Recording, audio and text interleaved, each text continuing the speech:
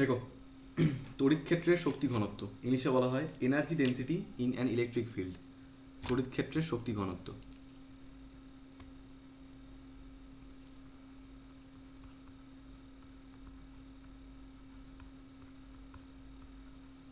Actually জিনিসটা কি জানো তো, এটা কিছুই নয়। বেসিক্যালি ব্যাপারটা হচ্ছে কোনো একটা ইলেকট্রিক ফিল্ড। আচ্ছা বেসিক্যালি বলি যে আজকে, আচ্ছা কী হচ্ছে আজকে, হ্যাঁ আজকে ক্লাসটা কিসের উপরে। আমাদের দু একটা টপিক একটু এদিক ওদিক থেকে মিস হয়ে গেছিলো, বা দু একটা ডাউটস আমাদের থেকে গেছে, যেটা আজকে আমি সলভ করছি। যেমন আমাদের আগের দিন লেন্স মেকারের একটা পার্ট একটু বাকি ছিল, ওটা আমি করাবো। তো আমাদের এই 5টা বেসিক টপিক, এই 6টা মতো,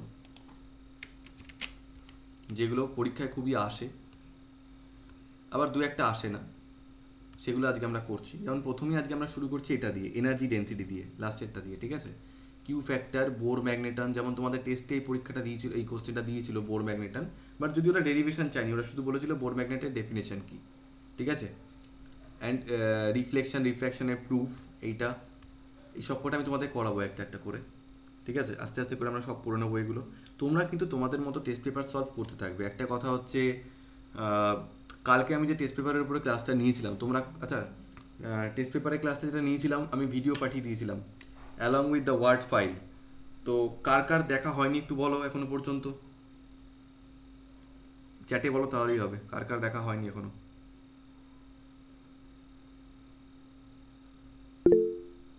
শুভমিতার হয়নি, পৌশালীর হয়নি, মধুজার হয়নি পুরোটা, ঋষিকার হয়নি, শ্রীজার হয়নি, সঞ্চারীর হয়নি, নবনীতার হয়নি, ঋষার হয়নি, প্রমিতার হয়নি, পুরোটা হয়নি। আচ্ছা,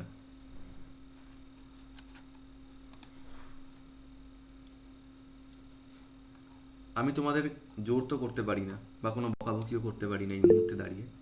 সৃজা হাফ দেখেছে, হাফ দেখা ফুল দেখা কোনো ব্যাপার না। একটা জিনিস একটু বুঝে নিও যে টেস্ট পেপারের এই ক্লাসগুলো, এটা তোমাদের জন্য জরুরি, ঠিক আছে। বিশেষ করে এমসিকিউর এই পার্টগুলো অনেকগুলোই করিয়েছিলাম, আরও করাবো হয়তো এর মধ্যে। যদি ফেলে রাখো তাহলে একের পর এক জমতে থাকবে। দিনের মধ্যে টাইম বার করে যে কোনো একটা সময় করাটা তোমাদের দায়িত্ব। যদি কেউ এটা বলতে চাও যে আমি কালকে থেকে আজকে আজকে অবধি বিন্দুমাত্র সময় পাইনি, তো ফালতু এক্সকিউজ আমাকে দিয়ে লাভ নেই, ঠিক আছে। ফেলে রাখলে তোমাদের মাথার উপর কিন্তু জমতে থাকবে, তখন কিন্তু তোমরা নিজেরা আলটিমেটলি সাফার করবে। সাফার ইন দ্য সেন্স, সব পড়ানোর পরেও এমসিকিউ সলভ করতে গিয়ে কিন্তু আমরা কিছু প্রবলেম সলভ মানে ফেস করি। এই যাতে সেই প্রবলেমগুলো ফেস না করো সেই জন্যই করিয়ে দিচ্ছি। এবার তারপরেও যদি তোমরা না করতে পারো, যেমন সেদিনকে তোমাদের বোধহয় কিছু একটা পরীক্ষা ছিল বা কোনো পড়া ছিল, তাই তোমরা করতে পারোনি, তাই আমি তোমাদের কি বললাম যে আমি তোমাদের ভিডিও দিয়ে দেবো। এবার তোমাদের কি মানে দায়িত্ব ছিল এসে করে নেওয়া ভিডিওটা। টাইম তো পেয়েছো, পাওনি তা তো হতে পারে না, জানি এখন পড়ার প্রচুর চাপ, কারণ এটা মার্চ মাস, কিন্তু এটা তো নতুন কোনো পড়া ছিল না ওর মধ্যে যে তোমাদের শিখতে হচ্ছিল। আমি সেদিকে কিন্তু কোনো নতুন কিছু করাইনি, আমার মনে পড়ে না। যা করানো জিনিস তার মধ্যে থেকেই করাতে হয়েছিল। তোমরা যদি না করো তাহলে তোমরা ফাঁসবে, এটা করো না। মানে যাই হোক, আমি আর কিছু বলবো না। তোমরা তোমাদের মতো সময় বার করে নিয়ে তোমরা করবে। অ্যান্ড একটা জিনিস একটু বলে রাখি, এমসিকিউ সলভটা যখন আমি করাবো, টেস্ট পেপার সলভ যখন আমি করাবো, তা আমি আমার টাইম মতো করাবো। এবার তোমাদের একটা প্রেফার টাইম নাও হতে পারে, সবাই ওই ক্লাস হয়তো নাও করতে পারো, সেক্ষেত্রে তোমাদের ভিডিও দেখতে হবে। আর যদি তোমরা করতে চাও তাহলে ওই ওই ক্লাসটা করতে হবে। আমি জেনারেলি ট্রাই করবো তোমাদের একদিন আগে থেকে বলে রাখার যে কখন কোন টাইমে করবো, সেই অনুযায়ী তোমরা টাইম বার করবে। যদি টাইম বার করতে না পারো, ইনকেস নাই করতে পারো, কারণ অন্যান্য টিচারদের পড়া থাকতে পারে, পরীক্ষা থাকতে পারে, দাও তাহলে। কিন্তু সেই ভিডিওটা দেখে নেওয়াটা তোমাদের দায়িত্ব। এরকম নয় যে আমি পরের দিন, যেমন তোমরা আজকে করতে পারো নি, তো আমি তোমাদের উপর চেঁচাচ্ছি না, না করেছো এটা তোমাদের ব্যাপার। কিন্তু আমার মনে হয় যে বোধহয় ওটা 1-1.5 ঘন্টার মতো ক্লাস ছিল, তো করে নেওয়াটা উচিত ছিল। 1.5 ঘন্টা টাইম বার করা যেত দুদিন মিলিয়ে, মানে আমি তো অন্তত বার করতে পারি, তো তোমরা আশা করি পারবে। তোমরাও ব্যস্ত, আমিও ব্যস্ত জানি, বাট করাটা উচিত ছিল। এখন করতে পারোনি আর কি বলবো। আশা করি আজকের পর করে নেবে, না করলেও কিছু না।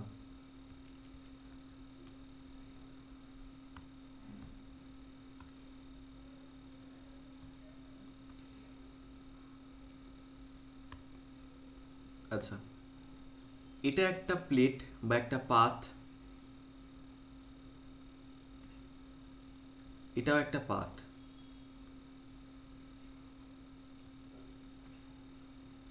এই দুটো পাতের মধ্যবর্তী দূরত্ব হচ্ছে স্মল ডি। এই পাথটা পজিটিভলি চার্জড,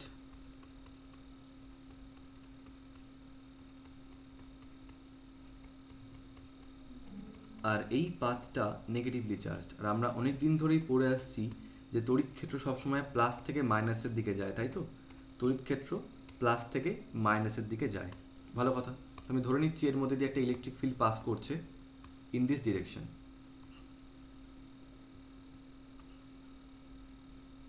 প্লাস থেকে মাইনাসের দিকে। আচ্ছা, এদের মধ্যে কি কোনো ইলেকট্রিক কানেকশান আছে? না, ইলেকট্রিক কোনো কানেকশান নেই। পাথ দুটোকে আলাদা করে রাখা হয়েছে। ইটাকে ভেক্টর দিলেও পারো না, এমনি দিলেও হবে। তো এই দুটো পাথকে আলাদা করে রাখা রয়েছে। তো আমি তোমাদেরকে বলতে পারি, যেহেতু এই দুটো পাথকে আলাদা করে রাখা হয়েছে, সেই জন্য এটা একটা ধারকত্বের সৃষ্টি করবে। কারণ কি, এরা দুজনেই চার্জকে ধরে রেখে দিয়েছে। দুজনেই এরা চার্জকে ধরে রেখে দিয়েছে। আচ্ছা, একটা কথা তোমার একটু বলো, আমি দেখি তোমাদের কীরকম মনে আছে, কারণ আজ থেকে প্রায় 7-8 মাস আগে শিখিয়েছি এটা আমি। এটা প্লাস কিউ, এটা মাইনাস কিউ, সরি, এটা প্লাস কিউ, এটা মাইনাস কিউ। তো এই যে ক্যাপাসিটার সিস্টেমটা, এটা টোটাল চার্জ, সরি, এটা চার্জ কত গো? এই ক্যাপাসিটার সিস্টেমটা চার্জ কত? কিউ। ভেরি গুড, আমি বলেছিলাম কিউ। আচ্ছা, ওদের মধ্যবর্তী ডিস্টেন্স কত? স্মল ডি, তাই তো? বেশ। আর এদের মধ্যে কি রয়েছে এখন? আপাতত বায়ু মাধ্যম রেখেছি আমরা। তো বায়ু মাধ্যম মানে এখানকার যে চৌম্বক, তড়িৎ ভেদ্যতা, সেটা হচ্ছে এপসাইলন নট। এখানকার যে তড়িৎ ভেদ্যতা, সেটা হচ্ছে এপসাইলন নট। এবার তোমরা আমাকে একটা কথা বলো, যেহেতু এর মধ্যে ইলেকট্রিক ফিল্ড কাজ করছে, তো এই পজিটিভ এবং নেগেটিভ পাথ দুটোর মধ্যে একটা বিভব প্রভেদ কাজ করবে কিনা? হ্যাঁ। তো লিখছি পাথ দুটির মধ্যবর্তী বিভব প্রভেদ ভি। তোমরা আমাকে বলতে পারবে এই বিভব প্রভেদের সঙ্গে তড়িৎ ক্ষেত্রের সম্পর্কটা কি হবে? তাড়াতাড়ি করে। ভি ইকুয়ালস টু কি লিখতে পারি আমরা?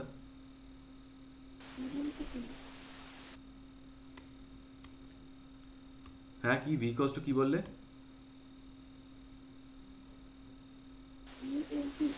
ই ইন্টু ডি, তড়িৎ ক্ষেত্র ইন্টু তাদের মধ্যবর্তী দূরত্ব।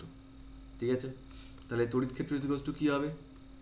বিভব প্রভেদ বাই দূরত্ব।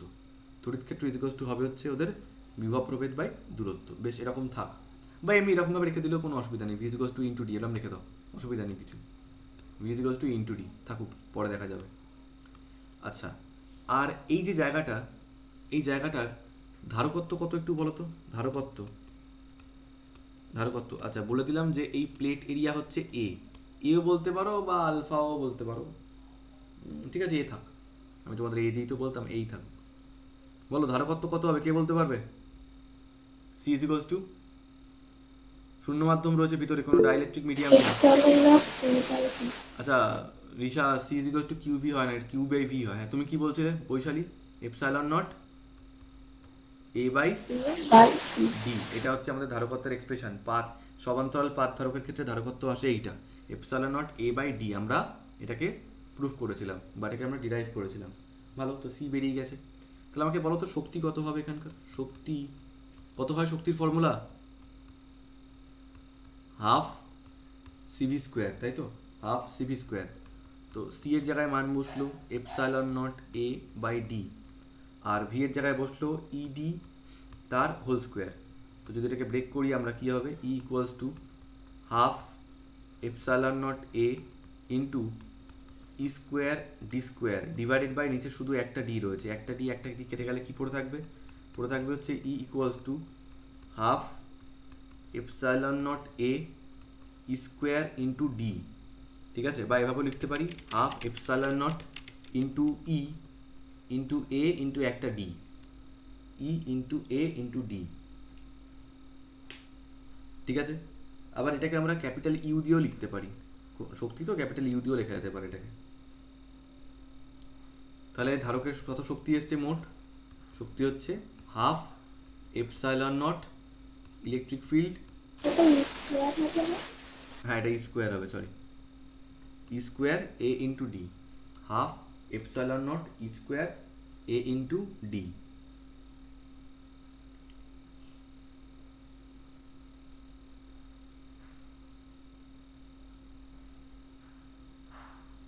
ঠিক আছে, আচ্ছা এবার তোমাদেরকে বলি শক্তি ঘনত্ব জিনিসটা কি। শক্তি ঘনত্ব মানে কিছুই নয়, এখানে শক্তিটা কার জন্য হয়েছে? এই পুরো জায়গায় থাকা ইলেকট্রিক ফিল্ডের জন্য। তো ইলেকট্রিক ফিল্ডটা যে জায়গায় রয়েছে ওটা কি কোনো একটা পার্টিকুলার লাইনের মধ্যে রয়েছে বা কোনো একটা পার্টিকুলার ক্ষেত্রফলের মধ্যে রয়েছে? না, এই পুরো আয়তনটার মধ্যে রয়েছে। এই আয়তনটাকে এরা বক্স টাইপের আয়তন তৈরি করেছে না, এই পুরো আয়তনটার মধ্যেই তড়িৎ ক্ষেত্রটা রয়েছে এবং তার জন্য শক্তিটা সৃষ্টি হয়েছে। তো প্রতি একক আয়তনে যে পরিমাণ শক্তি সেটা কি বলা হবে? শক্তি ঘনত্ব। তো লিখে রাখো, শক্তি ঘনত্ব রিপ্রেজেন্ট করা হয় স্মল ইউ দিয়ে, ইজ টু হচ্ছে প্রতি একক আয়তনে শক্তি, প্রতি একক আয়তনে শক্তির পরিমাণ, প্রতি একক আয়তনে শক্তির পরিমাণ,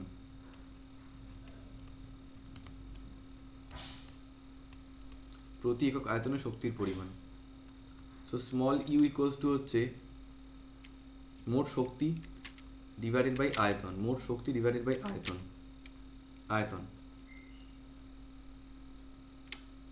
তাহলে আয়তনটা হচ্ছে এ ইন্টু ডি, শক্তি হচ্ছে half epsilon naught E square A into D divided by A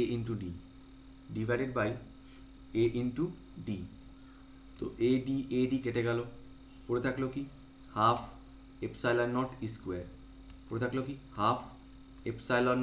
square, এটা হচ্ছে শক্তি ঘনত্ব। স্মল ইউ ইজ টু হচ্ছে half epsilon naught E square, এটা হচ্ছে শক্তি ঘনত্ব।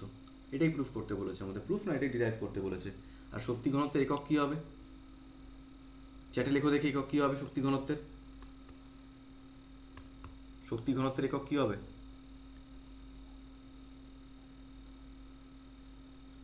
শক্তি বাই আয়তন, তাই তো? Joule per metre cube. আর মাত্রা কি হবে? মাত্রা দেখো, শক্তির মাত্রা হচ্ছে M L square T to the power -2 আর আয়তন হচ্ছে এল কিউব। তো এটা কাটলে হয়ে যাবে M L to the power -1 T to the power -2। Do ইট।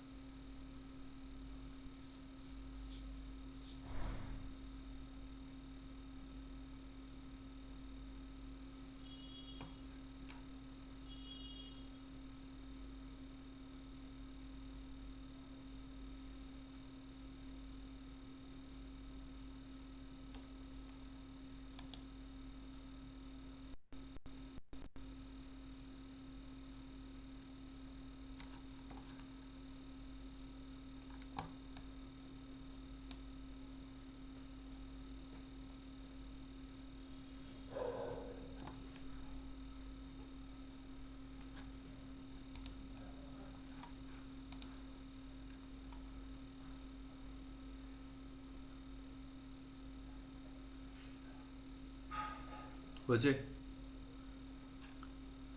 বেশ। নাম্বার টু,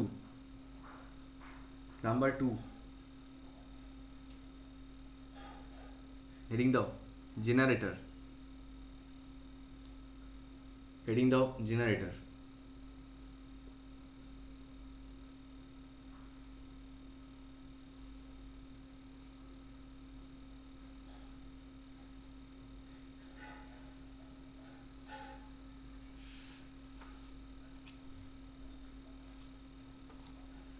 ঠিক আছে? বেসিক্যালি বলি যে জেনারেটর জিনিসটা কি, জেনারেটর জিনিসটা কি সেটা তোমাদেরকে বলি। জেনারেটর হচ্ছে এমন একটা ডিভাইস বা এমন একটা যন্ত্র যেটা যান্ত্রিক শক্তিকে তড়িৎ শক্তিতে রূপান্তরিত করে, তাই তো? আমরা যান্ত্রিক শক্তি ইনপুট দিই, সেখান থেকে তড়িৎ শক্তি পাওয়া যায়। তাহলে কি বললাম? মেকানিক্যাল এনার্জি থেকে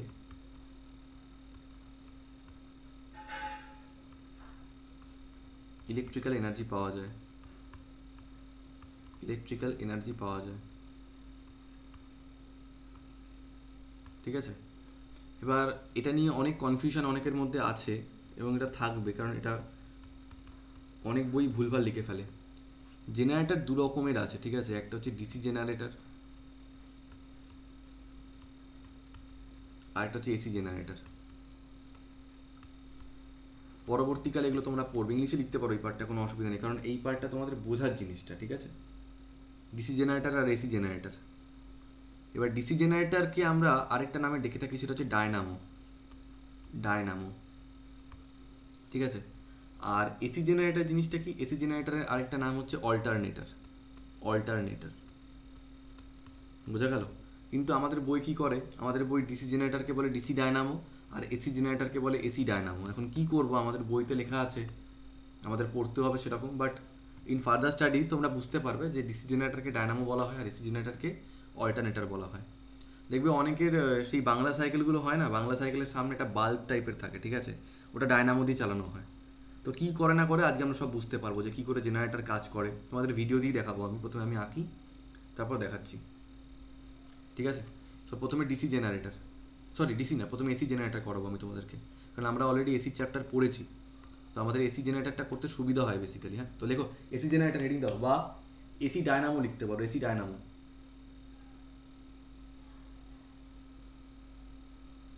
ডায়নামো সংজ্ঞা লেখো তো। ডায়নামো যে যন্ত্র চৌম্বক ক্ষেত্রে, ডায়নামো ডায়নামো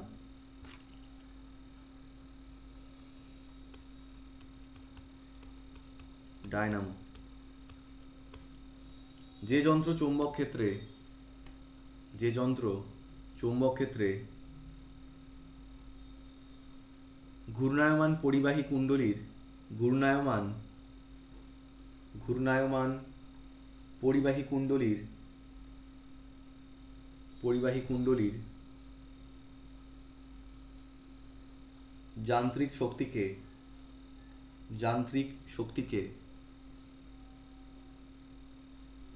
তড়িৎ শক্তিতে রূপান্তরিত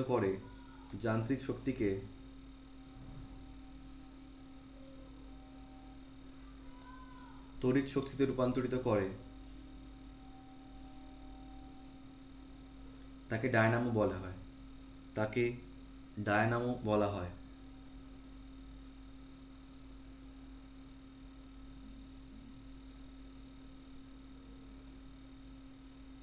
তাকে ডায়নামো বলা হয়।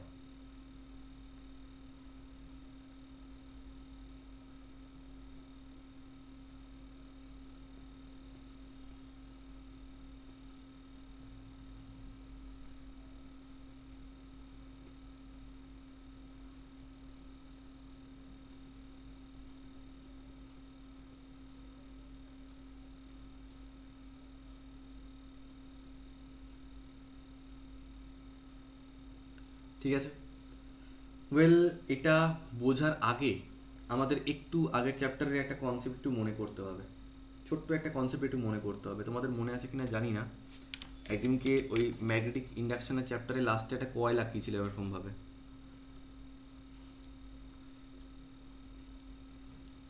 ঠিক আছে? এরকম একটা কয়েল আঁকিয়েছিলাম যার মধ্যে দিয়ে ওই কারেন্ট পাস করতে, না অ্যাকচুয়ালি ঘোরানো হচ্ছিল এটা এরকমভাবে। তো তার জন্য কী হয়েছিল, এখানে একটা ফ্লাক্স সৃষ্টি হয়েছিল এই ম্যাগনেটিক ফিল্ডের মধ্যে দিয়ে, যখন একটা লুপ কেরমভাবে ঘোরানো হয়েছিল যার এরিয়া হচ্ছে এ, তখন এর মধ্যে কিছু পরিমাণ ফ্লাক্স সৃষ্টি হয়েছিল, এবং সেই ফ্লাক্সের মান কত ছিল?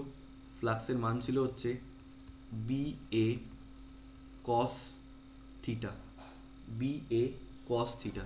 দেখো আমি ছোট্ট করে বলেই দিচ্ছি, তাহলে আর কনফিউশনটা থাকবে না। ধরো এইটা একটা লুপ,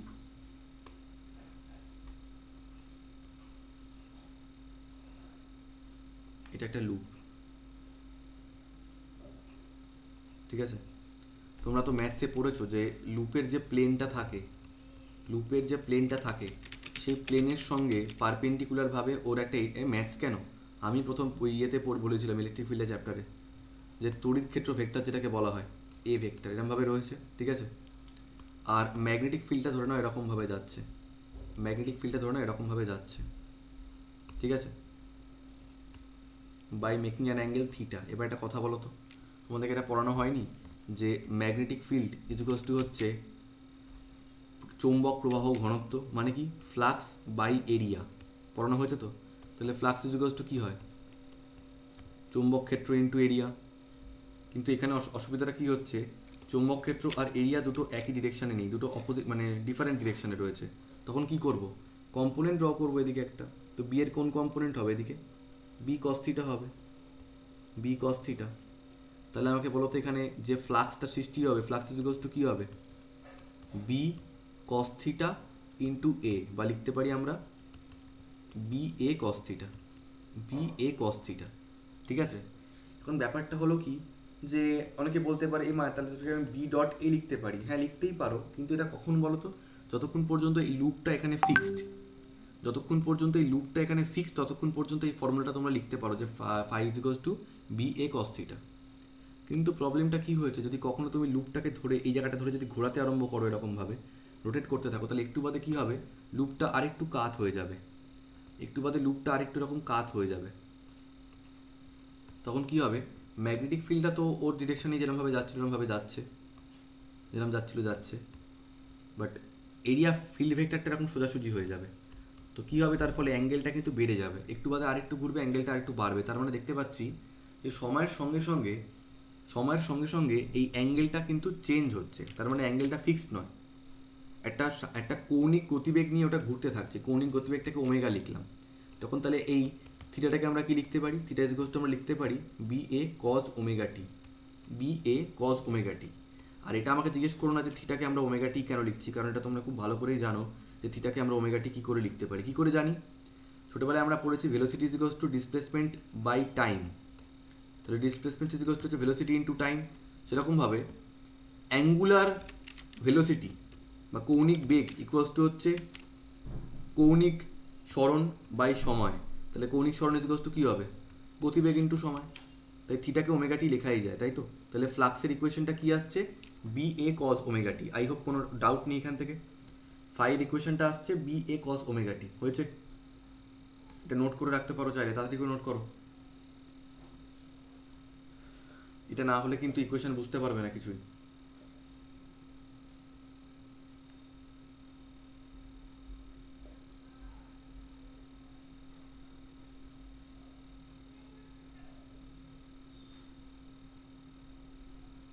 তাহলে ফ্লাক্সের ইকুয়েশনটা এলো আমাদের B A cos omega t, don't forget B A cos omega t.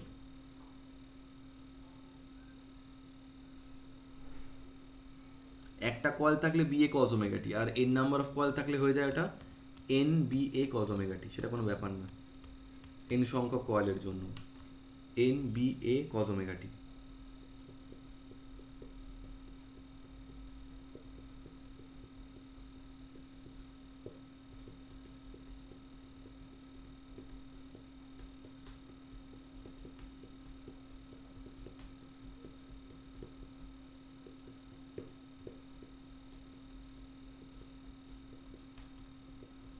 হয়েছে? মুসলাম, মুসলাম, এবং এবার আমি ছবিটা আঁকবো, মুছে দিচ্ছি। তো এসি জেনারেটারের ছবি আঁকছি এবং তার সমস্ত ক্যালকুলেশন আমি তোমাদেরকে এখন বোঝাবো যে কী করে কাজ করে অ্যান্ড অল দ্যাট। এসি, আমাদের বইতে এসি ডায়নামো লেখা আছে, তো এসি ডায়নামোই লিখি আর কী করবো। তো কী করে বানানো হয়, প্রথমে দুটো চুম্বক রাখা হবে এখানে, নইলে ম্যাগনেটিক ফিল্ড আসবে কোত্থেকে।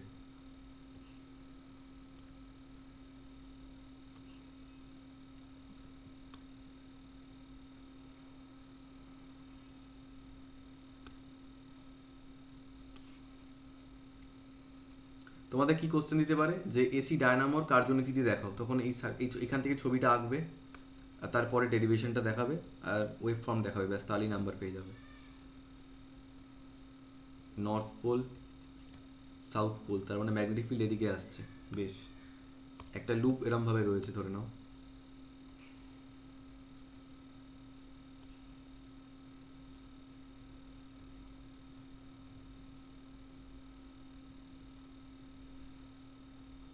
লুপ এরমভাবে রয়েছে, ঠিক আছে। এবার লুপের এখানটা আমি এরকমভাবে ছেড়ে দিলাম কারণ এখানে আমার বেশ কিছু মানে সার্কিটে অনেক কিছু অ্যাড করা আমার বাকি আছে, কিন্তু এখন আমি সেটা দেখাবো না তোমাদেরকে, তাহলে তোমরা কনফিউজ হয়ে যেতে পারো। তাহলে সিম্পল এরমভাবে লুপ রেখে ছেড়ে দিয়েছি, ঠিক আছে। আচ্ছা, এখানে কি আমরা কারেন্ট দেবো? নো নো নো, কারেন্ট এখন কেন দেবো? কারেন্ট তো সৃষ্টি হবে, কারেন্ট তো এর মধ্যে সৃষ্টি হবে, ঠিক আছে। বেশ, আর আমরা জানি যে নর্থ পোল থেকে সাউথ পোলের দিকে কী হবে, নর্থ পোল থেকে সাউথ পোলের দিকে ম্যাগনেটিক ফিল্ড লাইন্স আসতে থাকবে, তো আসুক এরমভাবে, নর্থ পোল থেকে সাউথ পোলের দিকে ম্যাগনেটিক ফিল্ড লাইন্স আসতে থাকবে।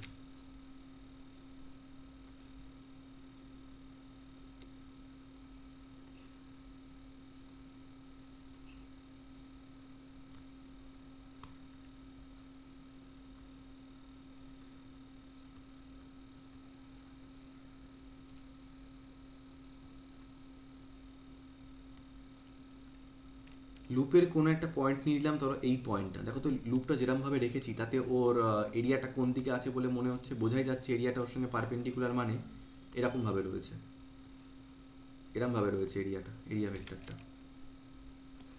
এরিয়া ভেক্টরটা এরকমভাবে রয়েছে। বেশ, থাকুক। আর এদিকে রয়েছে ম্যাগনেটিক ফিল্ড, কত কোণ করে রয়েছে? থিটা একটা কোণ করে রয়েছে, থিটা কোণ করে রয়েছে ম্যাগনেটিক ফিল্ডের সঙ্গে, তাই তো। তো ম্যাগনেটিক ফিল্ডের সঙ্গে যদি থিটা কোণ করে থাকে, তো আমার ফ্লাক্সের ইকুয়েশনটা কী হবে? ফ্লাক্স ইজিকলস টু হবে হচ্ছে, ফ্লাক্স ইজিকলস টু হবে হচ্ছে বি এ কস থিটা, তাই তো। কিন্তু যদি বলি যে এই লুপটাকে আমি ঘোরাচ্ছি, এই লুপটাকে আমি এভাবে ঘোরাচ্ছি একটা কৌণিক গতিবেগ ওমেগা দিয়ে, তাহলে ইকুয়েশনটা আমি কি লিখব? ফাইয়ের জায়গায় phi equals to B A cos omega T, ঠিক আছে। বেশ, এবার আমরা কি জানি, যখনই কোনো একটা চৌম্বক ক্ষেত্রের মধ্যে কোনো একটা লুপ এরমভাবে আমরা ঘোরাতে থাকবো, তো ওর মধ্যে একটা ফ্লাক্স কাটিং হবে, ফ্লাক্স কাটিং হলেই ওর মধ্যে কী হয়, একটা তড়িৎ ক্ষেত্র আবিষ্ট হয়, তড়িৎ ক্ষেত্রের ফলে একটা তড়িৎ বিভব বা কী বলে তড়িৎচালক বল আবিষ্ট হয়। তো সেই তড়িৎচালক বলকে আমরা ক্যাপিটাল ই বা স্মল ই যা খুশি দিয়ে লিখতে পারি। ফর্মুলা কী সেটা?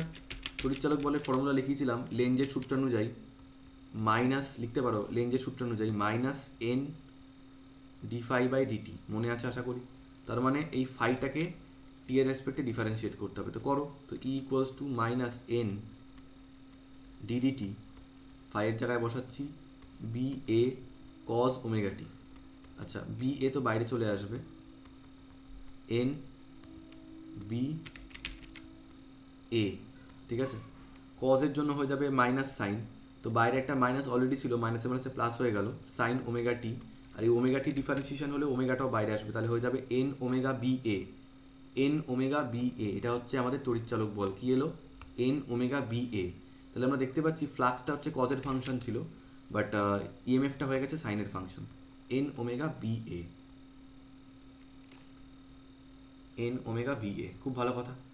আর সার্কিটে যদি রেজিস্ট্যান্স থাকে ক্যাপিটাল আর, তাহলে কারেন্টের ইকুয়েশনটা কী হবে? কারেন্টের ইকুয়েশনটা হবে হচ্ছে ই বাই ক্যাপিটাল আর, তার মানে N omega B A by R into sine omega T.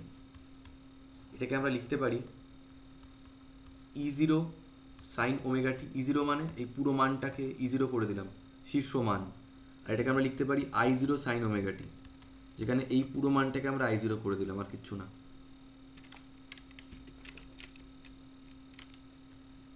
I zero sine omega T.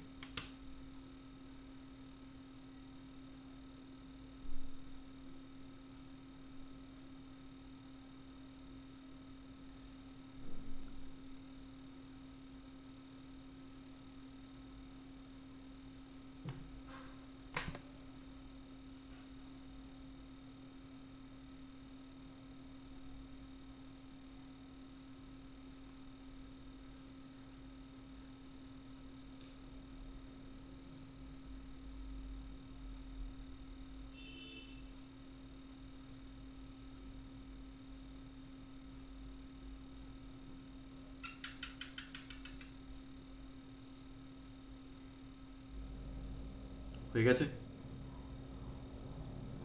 আচ্ছা, এই ছবিটা যদি আঁকা হয়ে যায়, হ্যাঁ ভালো করে শুনবে আমার কথাটা, আমি যেটা বলছি, এই ছবিটা যদি আঁকা হয়েও যায়, তোমরা কিন্তু এখান দিয়ে বেশ কিছুটা জায়গা রেখে দেবে। এখানে কিন্তু বেশ কিছুটা জায়গা রেখে দিও খাতায় ব্ল্যাঙ্ক। বাকি ডেরিভেশনটা আমি এর নিচ দিয়ে করাচ্ছি, মানে গ্রাফ কিছু না, গ্রাফ আঁকবো আমি এবারে। এবারে আমি গ্রাফ আঁকবো। করা হয়ে গেলে বলবে। তাহলে আমার দুটো ইকুয়েশন এলো ফাইনালি। দুটো না, অ্যাকচুয়ালি তিনটে এসছে। কি কি? একটা এলো phi is equals to ba cos omega t। EMF এলো হচ্ছে n ওমেগা, আচ্ছা n ওমেগা না লিখে লিখছি E0 সাইন ওমেগা টি। আর কারেন্ট এলো হচ্ছে I0 সাইন ওমেগা টি, তাই তো? এবার আমি কি করছি, ওয়েভ ফর্ম আঁকবো, ঠিক আছে? এবার আমি ওয়েভ ফর্ম আঁকবো। আচ্ছা ধরে নাও কোনো একটা ছেলে এরম জায়গা থেকে দেখছে, কোনো একটা ছেলে ধরো এরম জায়গা থেকে দেখছে, ঠিক আছে? মানে এরমভাবে দেখছে। তো ও কি দেখতে পাবে? ও এই জায়গাটা দেখতে পাবে, এই জায়গাটা দেখতে পাবে, আর এই লাইনটাকে দেখতে পাবে, জাস্ট এই লাইনটা। বুঝতে পারলে? তো আমি ধরলাম প্রথম যখন ছেলেটা দেখছে, ও দেখতে পাচ্ছে, এটা আমাকে করতে দেবে, তারপরে তোমরা করবে। একটা ফ্রেশ পেজে করবো, এই ছবিটাকে একটু অন্য জায়গায় নিয়ে গিয়ে রাখি, কারণ এর মধ্যে কিছু মডিফিকেশনস বাকি আছে।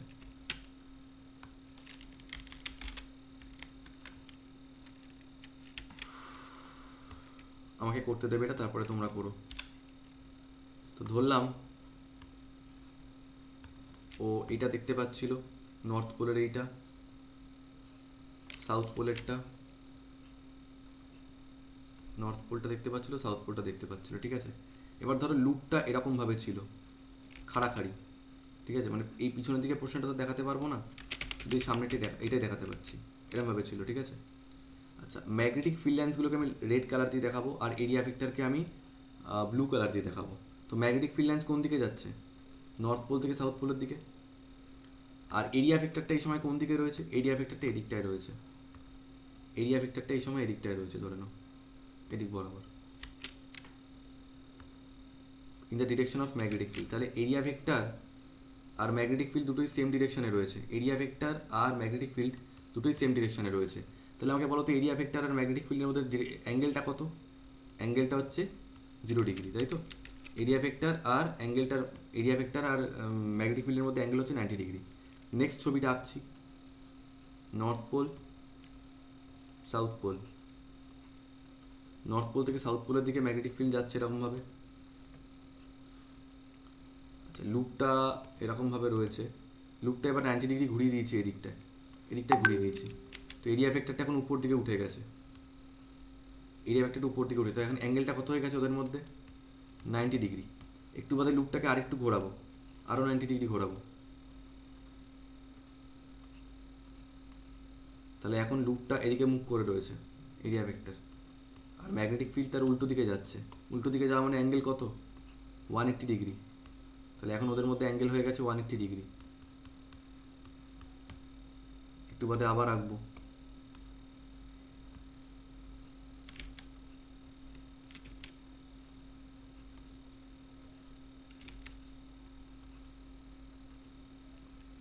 লুপটা নিচের দিকে নেমে গেছে, এরিয়া ভেক্টরটা, আর ম্যাগনেটিক ফিল্ড তো ওদিকেই রয়েছে। তো অ্যাঙ্গেল কত ওদের মধ্যে?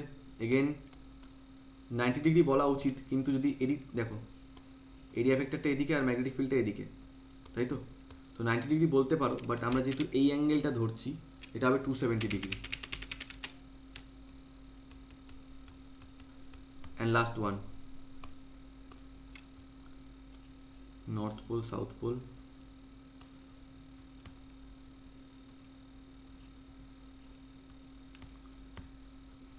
লুপটা এদিকে,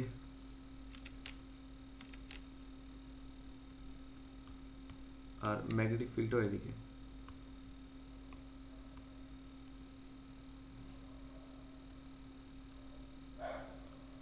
অ্যাঙ্গেল কত হয়ে গেছে? 0 ডিগ্রি বলতে পারো, বা 360 ডিগ্রিও বলতে পারো। 0 ডিগ্রিও বলতে পারো, বা 360 ডিগ্রিও বলতে পারো।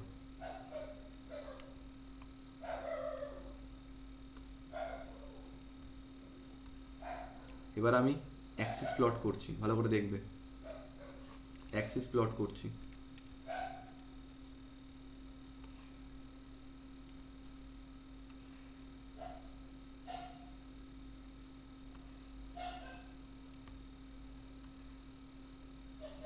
কোনটা? ইএমএফ প্লট করছি, ইএমএফ। বলতে পারবে এক্স অ্যাক্সিসে কী থাকবে? এক্স অ্যাক্সিসে থাকবে ওমেগা টি, মানে অ্যাঙ্গেল। ঠিক আছে, কোন কোন ভ্যালু নিয়ে কাজ করছি? 0 ডিগ্রি রয়েছে, 90 ডিগ্রি রয়েছে, 180 ডিগ্রি রয়েছে, 270 ডিগ্রি রয়েছে, আর 360 ডিগ্রি রয়েছে। ঠিক আছে, ধরলাম এটা হচ্ছে ইএমএফ এর ম্যাক্সিমাম ভ্যালু E0, আর এটা হচ্ছে ইএমএফ এর মিনিমাম ভ্যালু মাইনাস E0। তো বাউন্ডারি কেটে রাখি এরকমভাবে।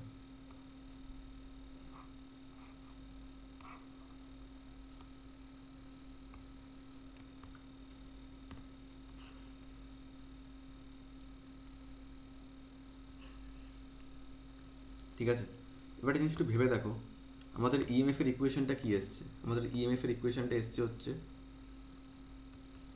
E0 সাইন ওমেগা টি।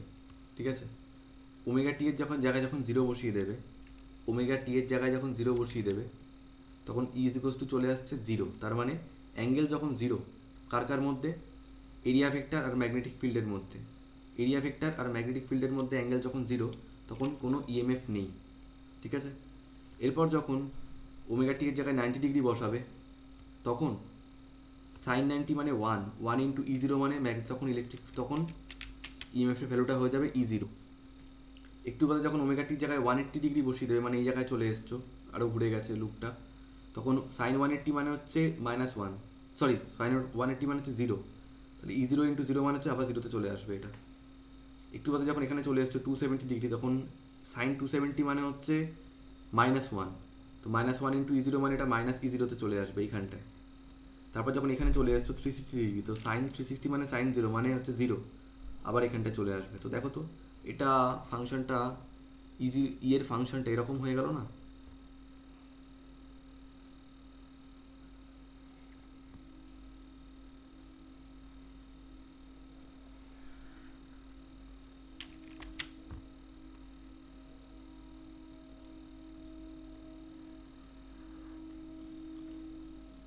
সাইন ফাংশন, আর এটাই তো এসির ওয়েভ, এসির ওয়েভ তো এরকমই হয়। এবার দেখো আমি কি বানালাম এটা? না, এটা জেনারেটরটা নিজে নিজেই করে নিল। প্রত্যেকে আমাকে বলবে চ্যাটে, লুপটা ঘোরার সঙ্গে সঙ্গে ইএমএফ এর ভ্যালুটা যে এইভাবে আস্তে আস্তে 0, E0 আবার 0, -E0 আবার 0, এই যে সাইন ফাংশনটা হয়ে গেল, এই অপারেশনটা, এই ওয়ার্কিং প্রিন্সিপালটা কি তোমরা বুঝতে পারলে? চ্যাটে রেসপন্স করবে।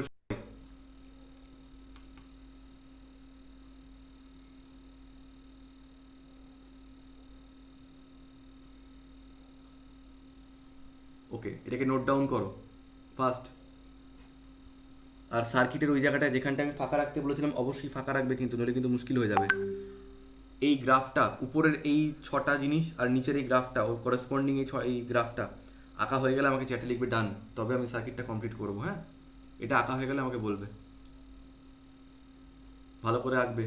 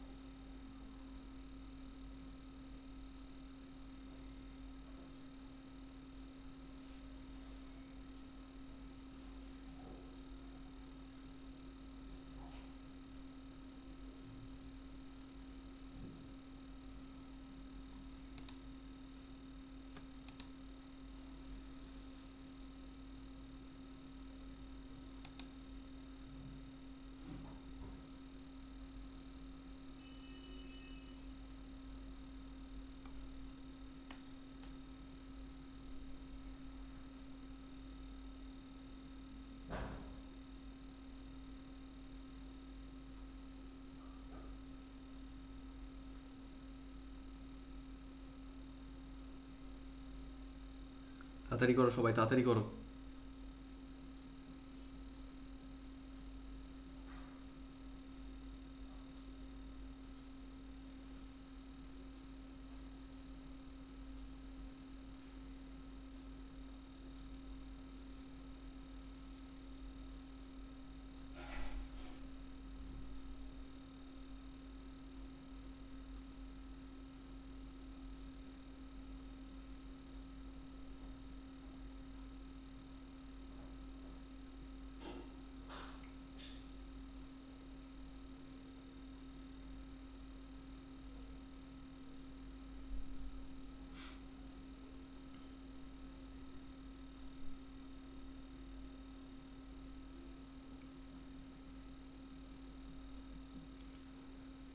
ওকে, এবার আমি সার্কিটটার দিকে যাচ্ছি। তুমি সার্কিটে যাওয়ার আগে একটা জিনিস একটু বলে নিতে চাই, সেটা হচ্ছে লক্ষ্য করে দেখেছো যখন ওদের মধ্যে অ্যাঙ্গেল 0 ডিগ্রি ছিল তখন কিন্তু কোনো ইএমএফ ছিল না।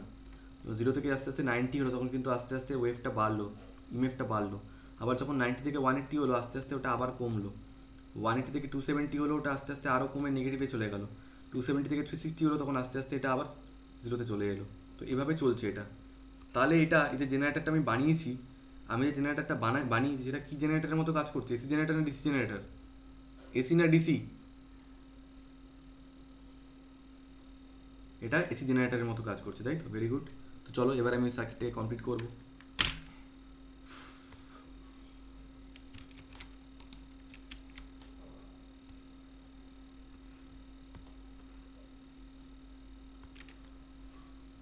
ঠিক আছে, তো আমি জিনিসটাকে এইভাবে ঘোরাচ্ছি, in this way, anti clockwise ঘোরাচ্ছি। ঠিক আছে, এতগুলো দাগ মুছে দিই, দাঁড়াও।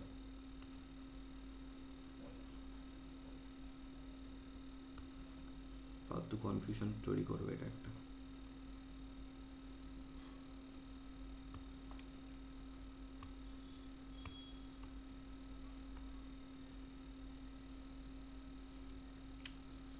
তো এবার ধরো ম্যাগনেটিক ফিল্ডটা এরমভাবে রয়েছে না, ম্যাগনেটিক ফিল্ডটা এরমভাবে রয়েছে in this direction.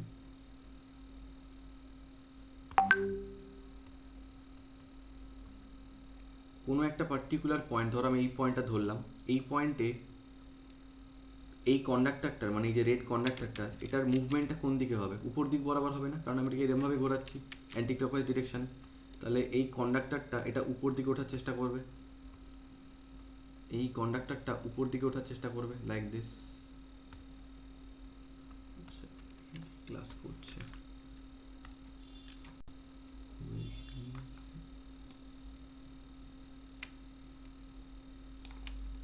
Yeah, so এটা এরমভাবে উঠছে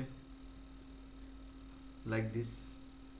যেটা কি রিপ্রেজেন্ট করছে? যেটা রিপ্রেজেন্ট করছে হচ্ছে মুভমেন্ট অফ দ্য কন্ডাক্টর, বা কন্ডাক্টরের গতি, কন্ডাক্টরের গতিটা রিপ্রেজেন্ট করছে, বা বলতে পারো ফোর্স রিপ্রেজেন্ট করছে। ঠিক আছে, আর এদিকটায় রয়েছে ম্যাগনেটিক ফিল্ড। এবার আমরা ফ্লেমিংয়ের একটা রুল জানতাম, ফ্লেমিংস রাইট হ্যান্ড রুল। ঠিক আছে, রাইট হ্যান্ড রুল কেন বললাম? কারণ এখানে ম্যাগনেটিক ফিল্ডের জন্য কারেন্ট আসছে, কারেন্টের জন্য ম্যাগনেটিক ফিল্ড নয়, তাহলে অবভিয়াসলি এটা ইন্ডাকশনের রুলটা দিয়ে হবে। তাহলে কী ছিল Fleming's right hand rule? Fleming's right hand rule বলেছিল এদিকে থাম্ব, এদিকে 4 ফিঙ্গার, আর নিচের দিকে মিডিল ফিঙ্গার। এদিকে থাম্ব, এদিকে মিডিল ফিঙ্গার, নিচের দিকে, হ্যাঁ সামনের দিকে 4 ফিঙ্গার, এদিকে মিডিল ফিঙ্গার। তো এইটা হচ্ছে আমাদের ফোর্সের ডিরেকশন, এইটা হচ্ছে ম্যাগনেটিক ফিল্ডের ডিরেকশন, আর এটা হচ্ছে ইনডিউসড কারেন্টের ডিরেকশন। ঠিক আছে, তো আমাদের এইখানটায় অ্যাপ্লাই করে বুঝতে হবে, এইখানে অ্যাপ্লাই করে বুঝতে হবে যে কারেন্টটা এখানে কোন দিকে যাবে। তো ভালো করে বোঝো, এমনভাবে আঙুলটাকে রাখার চেষ্টা করো। এখন আমি কিছু করার নেই, ভাবে বুঝতে হবে তোমাদেরকে। আমাদের 4 ফিঙ্গারটাকে আমরা এদিক বরাবর রাখবো, টুয়ার্ডস দি সাউথ পোল, 4 ফিঙ্গারটা। ঠিক আছে, ফোর্সটা কোন দিকে রয়েছে? উপর দিকে, তাহলে থামটাকে উপর দিকে রাখার চেষ্টা করো। আবার বলছি ডান হাতের কিন্তু, হ্যাঁ, তো ডান হাতের থামটাকে উপর দিকে রাখার চেষ্টা করো, হাত থেকে ঘুরিয়ে নাও। তো থামটা উপর দিকে, কারণ ফোর্সটা উপর দিকে রয়েছে, এই যে উপর দিকে। তো 4 ফিঙ্গারটা সামনের দিকে, তো মিডিল ফিঙ্গারটা কোন দিকে যাচ্ছে? এদিক বরাবর, লাইক দিস, এরকমভাবে হাতটা এরকমভাবে রাখতে হবে। তো মিডিল ফিঙ্গারটা এদিকে, মানে কোন দিকে? কারেন্টটা কোন দিকে হবে? এদিক বরাবর হবে। বুঝতে পারলে? তাহলে কারেন্টটা যাচ্ছে এদিকে, ফোর্স উপর দিকে যদি হয় তাহলে কারেন্টটা এদিকে যাচ্ছে অটোমেটিক্যালি।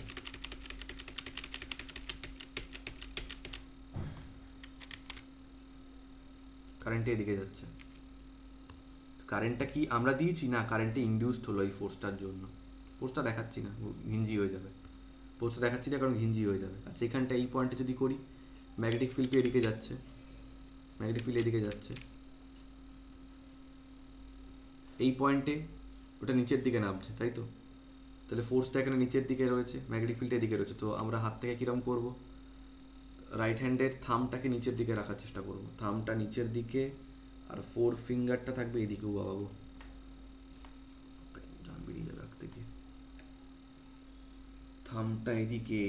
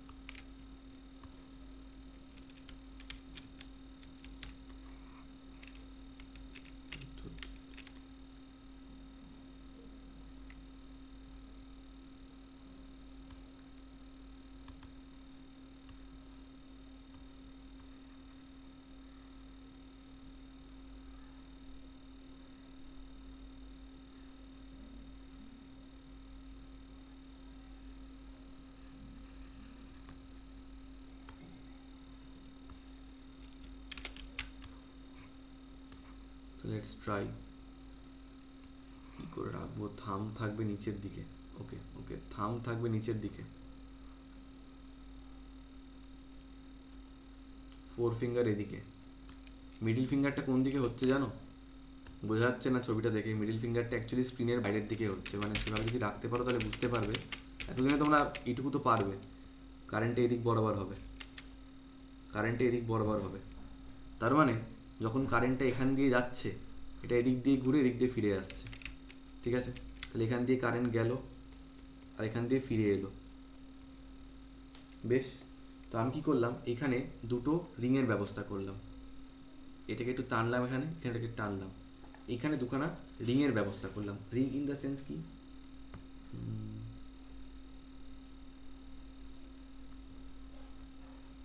এই একটা রিং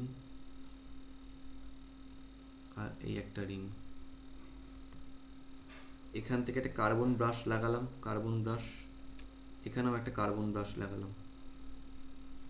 লাগিয়ে কি করলাম, এই রিংটাকে আমি কানেক্ট করে দিও না কিন্তু, এটা আলাদা, এরকমভাবে থাকবে।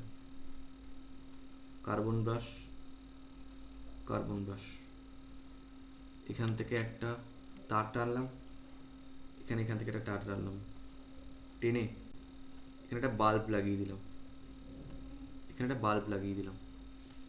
এটার নাম দিচ্ছি রিং 1, এটার নাম দিচ্ছি রিং 2, এটার নাম দিলাম টার্মিনাল 1, এটার নাম দিলাম টার্মিনাল 2, অ্যান্ড এটা একটা বাল্ব। তো কি হচ্ছে, এখান দিয়ে কারেন্ট গিয়ে এখান দিয়ে ঘুরে এসে এই রিং 2-র মধ্যে দিয়ে কারেন্টটা এখান দিয়ে যাচ্ছে। এরমভাবে বাল্বটার মধ্যে এরম এই ডিরেকশনে কারেন্টটা গেল, ফ্রম টার্মিনাল 2 টু টার্মিনাল 1 কারেন্টটা গেল। আঁকো তাড়াতাড়ি করে ছবিটা।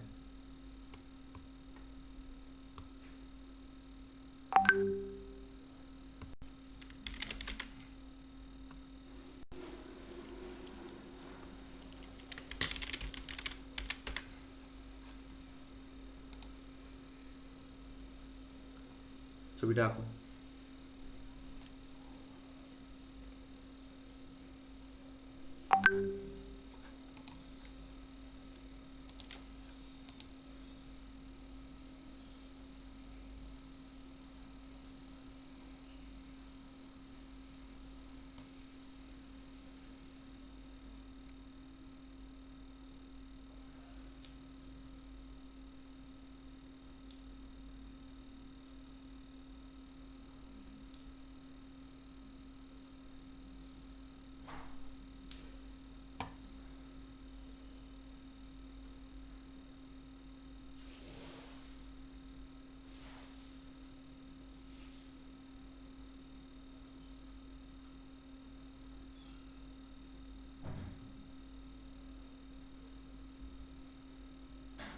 হয়েছে আঁকা?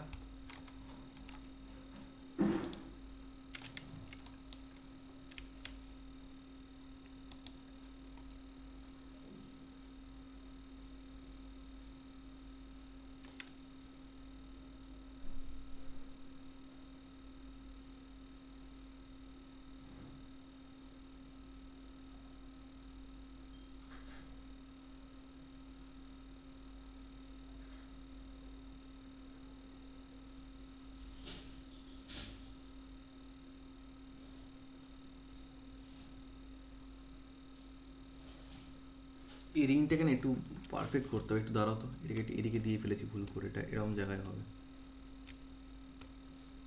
এটা এরকম জায়গায় হবে, এরকমভাবে।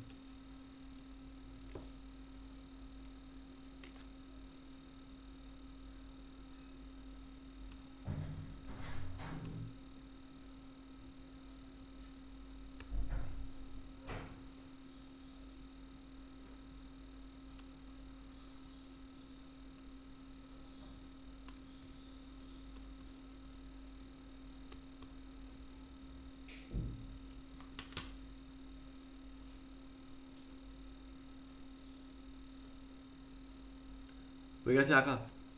এবার কি করবে, পাশে যদি জায়গা থাকে বা পরে আঁকলেও কোনো অসুবিধা নেই, এটা তোমাদের বোঝার জন্য আমি পাশে এঁকেই দেখাচ্ছি, এবং সেই ছবিটা তোমাদেরকে পাঠিয়েও দেবো, তোমরা আঁকবে সেম ফিগার, এবং কেন করছি বুঝতে পারবে। শুধু এই লুকটাকে আমি একটু চেঞ্জ করব, চেঞ্জ ইন দ্য সেন্স, ধরে নাও এখন এই রিংটা পুরো উল্টে গেছে, এই লুপটা এক পাক ঘুরে গেছে, তো এক পাক ঘুরে যাওয়ার জন্য কি হয়েছে, এই যে কন্ডাক্টরটা এখন এদিকে ছিল, সেটা এখন এদিকটায় চলে গেছে, ধরে নাও উল্টে, এই কন্ডাক্টরটা এখন এখানে চলে গেছে,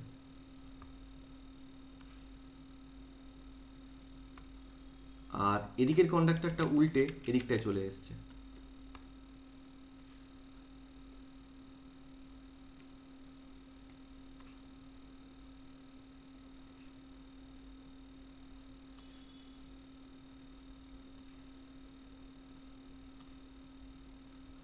নাম দিয়ে দিই, সুবিধা হবে সবচেয়ে ভালো। এটার নাম দিলাম এ, এটার নাম দিলাম বি, এটার নাম দিলাম সি, এটার নাম দিলাম ডি। তো দেখো, আগে এ বিটা এদিকে ছিল, এখন এ বিটা এদিকটায় চলে এসছে, এটা এটা বিটা এটা, তাই তো? দেখো এই এর সঙ্গে কিন্তু রিং ওয়ানটা কানেক্টেড ছিল, এর সঙ্গে রিং ওয়ানটা কানেক্টেড ছিল, তো আমি করে দিচ্ছি এখানটায় এর সঙ্গে রিং ওয়ান, আর এটা কি ছিল, সিডি, এই ডি এর সঙ্গে কিন্তু রিং টু কানেক্টেড ছিল, তো করে দিচ্ছি ডি এর সঙ্গে রিং টু, কানেকশানে কোনো চেঞ্জেস হবে না, রিং টু, এটা রিং ওয়ান, এটা রিং টু, কানেকশান সেম আছে। কার্বন ব্রাশ, কেন কার্বন ব্রাশ, রিং ওয়ানের সঙ্গে ছিল টার্মিনাল টি ওয়ান, যা ছিল সেম থাকবে, এখানেও কার্বন ব্রাশ, রিং টু এর সঙ্গে ছিল টার্মিনাল টু, বাল্ব,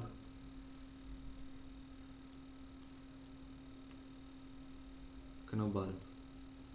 এবার কী হবে বোঝার চেষ্টা করো, ম্যাগনেটিক ফিল্ড সেম এরমভাবে যাচ্ছে, এরমভাবে ঘোরাচ্ছি জিনিসটাকে আমরা, তাহলে এবার কী হচ্ছে, এইটা উপর দিকে ওঠার চেষ্টা করছে, ফ্লেমিংয়ের রাইট হ্যান্ড রুল ইউজ করলে বুঝতে পারবো, কারেন্ট এখানে এরম হয়ে যাবে এবারে, আর এখানে অটোমেটিক্যালি কারেন্ট এরকম হয়ে যাবে। তো আগের সিনারিওটা এরকম ছিল, যখন এবিটা সাউথ পোলের দিকে ছিল আর সিডিটা নর্থ পোলের দিকে ছিল, ইন দিস কেস তখন এ থেকে বি এর দিকে কারেন্ট যাচ্ছিল, দেখো এ থেকে বি এর দিকে কারেন্ট যাচ্ছিল, বাট এখন কী হয়েছে, বি থেকে এর দিকে কারেন্ট আসছে, উল্টে গেছে রোটেশনটা, আর আগে সি থেকে ডি এর দিকে কারেন্ট আসছিল, এখন ডি থেকে সি এর দিকে কারেন্ট যাচ্ছে, তো কানেকশানটাই পুরো উল্টে যাচ্ছে। তো বি থেকে এ দিয়ে কারেন্ট এসে রিং ওয়ানের মধ্যে দিয়ে টার্মিনাল ওয়ান দিয়ে এখন কারেন্ট ঢুকবে, টার্মিনাল ওয়ান দিয়ে কারেন্ট ঢোকা মানে এখন নিচের দিকে নামবে বাল্বের এখান দিয়ে এসে, আর টার্মিনাল টু দিয়ে কারেন্টটা গিয়ে রিং টু দিয়ে গিয়ে ডি এর মধ্যে দিয়ে আবার সি দিয়ে ঘুরছে, তো এরমভাবে ঘুরছে জিনিসটা। তো লাভের লাভ কী হলো, লাভের লাভ এটাই হলো, আগে বাল্বের নিচ থেকে উপরের দিকে কারেন্ট যাচ্ছিল, মানে টার্মিনাল টু থেকে টার্মিনাল ওয়ানের দিকে কারেন্ট যাচ্ছিল, আর এখন টার্মিনাল 1 থেকে টার্মিনাল 2 এর দিকে কারেন্ট আসছে। সেটা কথা বলো, বাল্বের মধ্যে দিয়ে কারেন্টের ডিরেকশান সেম আছে না চেঞ্জ হয়ে গেছে? চেঞ্জ হয়ে গেছে। আবার একটু বাদে যখন ঘুরে আবার এরকম পজিশনে চলে আসবে, এবিটা এদিকে চলে আসবে, সিডিটা ওদিকে চলে যাবে, আবার কারেন্টের ডিরেকশন ঘুরে যাবে, আবার একটু বাদে আবার চেঞ্জ হয়ে যাবে। তার মানে কি বুঝতে পারছি আমরা? কারেন্টের ডিরেকশনটা বারবার বাল্বের মধ্যে দিয়ে চেঞ্জ হচ্ছে। তাহলে কি জেনারেটর এটা? AC generator. প্রত্যেকে জিনিসটা বুঝতে পারলে কিনা বলো চ্যাটে।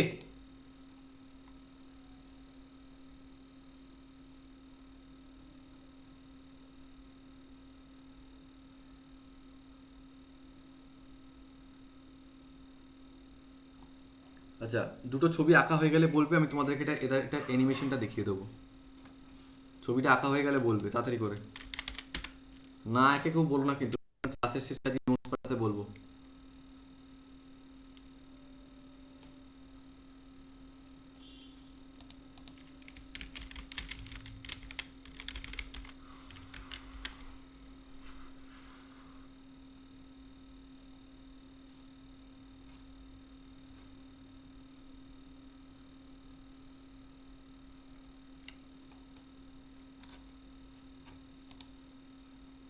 Hi,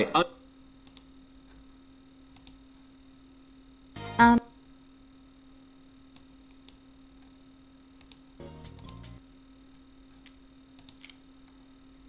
সবার হয়ে গেছে? সবার হলে বলবে।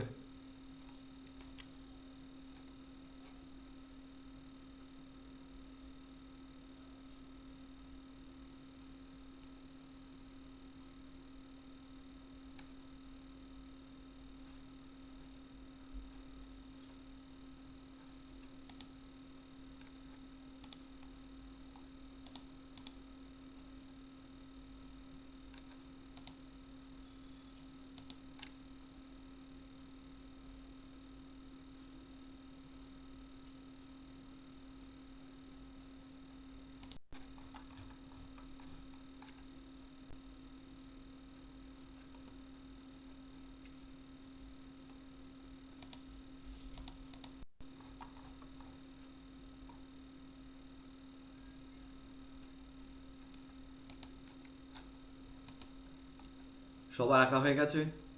First.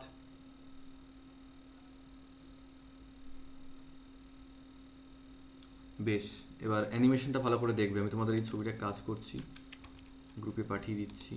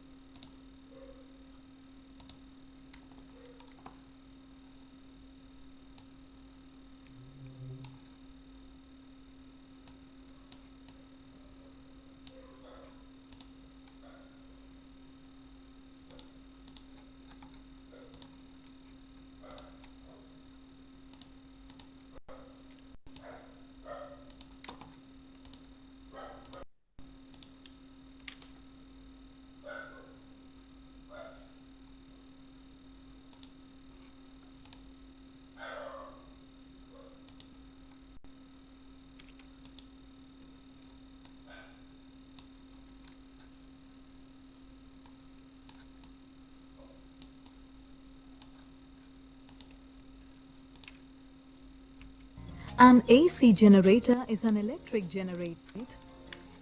Of an AC armature A, B, C, D. আচ্ছা দেখো, যেটা আমি তোমাদেরকে দেখিয়েছিলাম একদম এক্স্যাক্টলি ওই জিনিসটাই রয়েছে এখানটাতে। মানে ভালোটাই পেয়ে গেছি, এখানটা সুবিধাই হয়েছে। ঠিক এটা যেরকম নোটেশন আমি দিয়েছিলাম সেরকমই রয়েছে। একটা কয়েল যার একটা মানে এ, বি, সি, ডি, ঠিক আছে।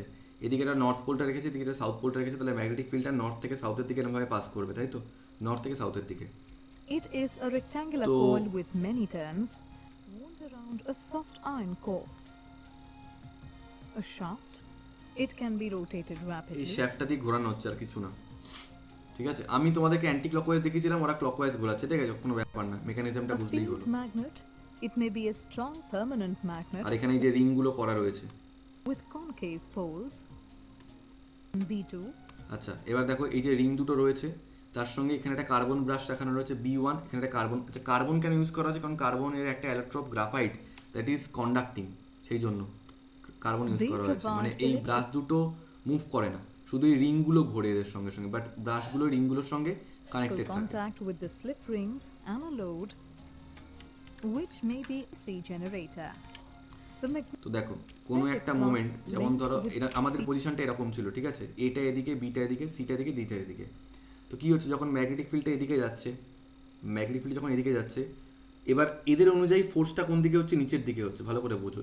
এদের নিয়ম অনুযায়ী ফোর্সটা নিচের দিকে হচ্ছে, ম্যাগনেটিক ফিল্ডটা ডান দিকে। ফোর্সটা নিচের দিকে, ম্যাগনেটিক ফিল্ডটা ডান দিকে। আমি যদি রাইট হ্যান্ড রুলটা ইউজ করে দেখি, তাহলে কারেন্টটা কোন দিকে যাবে জানো? বি থেকে এর দিকে আসবে। তোমরাও রাইট হ্যান্ড রুল ইউজ করে দেখো, ফোর ফিঙ্গারটা এদিকে, থামটা নিচের দিকে, তাহলে মিডিল ফিঙ্গারটা দেখো বি থেকে এর দিকে চলে আসছে, তার মানে কারেন্টটা এদিক থেকে এদিকে এসে এরকমভাবে যাবে, এদিকে এসে এরকমভাবে এসে আবার ডি থেকে সি এর দিকে যাবে। আবার যখন মুভমেন্টটা এখানে চলে আসছে, তখন কি হচ্ছে, যদি আমি এই পয়েন্টে অ্যাপ্লাই করি, তখন কারেন্টটা এদিকে আসবে, মানে সি থেকে ডি হয়ে আবার এ থেকে বিতে যাবে। মানে একবার কারেন্টটা এ থেকে বিতে যাচ্ছে, আবার বি থেকে এতে যাচ্ছে। As a result, an দেখো EMF is galvanometer induced deflection কি in the দেখাচ্ছে, একবার এদিকে armature. একবার এদিকে, This in একবার turn প্লাসের দিকে একবার produces মাইনাসের an দিকে। electric current গ্যালভানোমিটার to বহুবার the বুঝিয়েছি যে armature কেন এরকম and the করে, galvanometer কারেন্টের ডিরেকশন চেঞ্জ হলেও and এরকম to plus the minus slip plus minus rings করতে and থাকে, the ঠিক আছে। brushes. And positive is তো এখানে current ওরা দেখাবে ডিরেকশন অফ ইনডিউসড কারেন্টটা কি করে বোঝা is হচ্ছে। দেখো vertical প্রথমে এরকম ভাবে রয়েছে, with its যখন arm AB up এরিয়া ভেক্টরটা and এদিকে, CD down. তার সঙ্গে ম্যাগনেটিক ফিল্ডও The এদিকে, তো ম্যাগনেটিক direction ফিল্ডের of সঙ্গে এরিয়া magnetic ভেক্টরটা কত field অ্যাঙ্গেল is করেছে? from 0 degree left angle to করেছে। right. দূর বেঞ্চু, এরিয়া ভেক্টরটার সঙ্গে ম্যাগনেটিক ফিল্ডে কত ডিগ্রি অ্যাঙ্গেল করেছে? 0 ডিগ্রি। এবার আস্তে আস্তে কি হচ্ছে, এটা নাবছে, যত নাবছে ফ্লাক্স কাটিংটা আস্তে আস্তে বাড়ছে, মনে রাখবে, যত নাবছে ফ্লাক্স কাটিংটা আস্তে আস্তে বাড়ছে। তো তার জন্য কি হচ্ছে, এই যে ওরা কোথায় অ্যাপ্লাই করলো দেখো, ইয়া, সো ধরো আমি এই হাতটাকে, হ্যাঁ, তো নিয়ম অনুযায়ী ম্যাগনেটিক ফিল্ডটা এদিকে রয়েছে, ফোর্সটা নিচের দিকে, মানে ধরো এই প্লেটটার দিকে বলছে, ফোর্সটা নিচের দিকে, মানে কন্ডাক্টরটা আস্তে আস্তে এইভাবে ঘুরছে, তাহলে কারেন্টটা কোন দিকে হবে? এদিকে হবে, তাহলে বি থেকে এর দিকে নামবে। আবার যখন সিডিটা এখানটায় ছিল, সিটা যদি এখানে চলে, তখন সি থেকে ডি এর দিকে আসবে। তো আস্তে আস্তে কী হচ্ছে, রোটেশনটা চেঞ্জ হচ্ছে এরকমভাবে। তাই একবার B1 থেকে, মানে একবার এদিক থেকে দিকে কারেন্ট আসছে গ্রিন থেকে রেডের দিকে, আর একবার রেড থেকে গ্রিনের দিকে কারেন্টটা যাবে। This is working principal of A generator, AC generator. এবার তোমরা যদি ইউটিউব খোলো, এর থেকে আরও বেটার হাজারটা ভিডিও পাবে, এখানে অনেক গ্যাজানি রয়েছে, আমি দেখছি ভালো ভিডিও আছে কিনা কিছু, এর থেকে বেটার ভিডিও আছে। এটা কি বলেছে,